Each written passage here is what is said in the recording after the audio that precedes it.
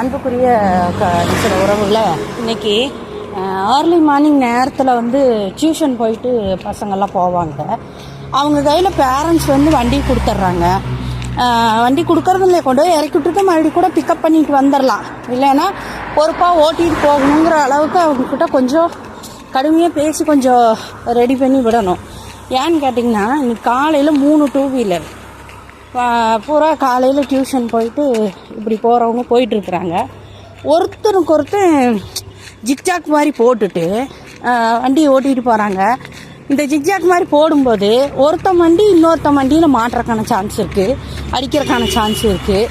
பசங்களோட இதில் சென்டர் பாயிண்டில் பாருங்க, இந்த மதில் செவர் மாதிரி இது வச்சுருக்குதில்ல, அதாவது என்ன சொல்கிறது,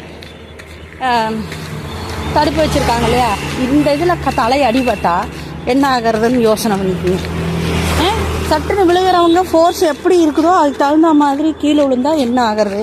இப்போ என்ன சொல்கிறது, இது ஒரு வேலையாக வீடியோ பிடிக்கிறதெல்லாம் ஒன்றும் கிடையாது. எத்தனையோ பேர் காலையில் நேரத்தில் இட்டுட்டா இருக்கையில் ஒரு 5 மணி 5:30 4:45 கூட 2 வீலரை பசங்க கையில் கொடுத்து அனுப்புகிறீங்க. அவங்களுக்கு போதிய அறிவு சொல்லுங்கள். எந்த ஒரு விஷயத்தையும் பண்ணக்கூடாதுங்கிறத விட சட்டமே சொல்லியிருக்குது, இத்தனை வயசுக்கு மேலே வண்டி கொடுத்தாக்கா பேரண்ட்ஸ் மேலே நடவடிக்கை எடுக்கும்னு சொல்லி. ஆனால் இந்த மாதிரி காலையில் ஏர்லி மார்னிங் டியூஷனுக்கு வண்டி கொடுத்து விட்ற பேரண்ட்ஸை என்ன சொல்லலாம் சொல்லுங்கள். அதுவும் இல்லாமல் குழந்தைங்க எப்போவுமே விளையாட்டு குணத்தில் இருப்பாங்க. அவங்களோட மைண்ட் செட் ஒரே மாதிரி இருக்குமான்னு கேட்டால் ரொம்ப சான்ஸ் கம்மி.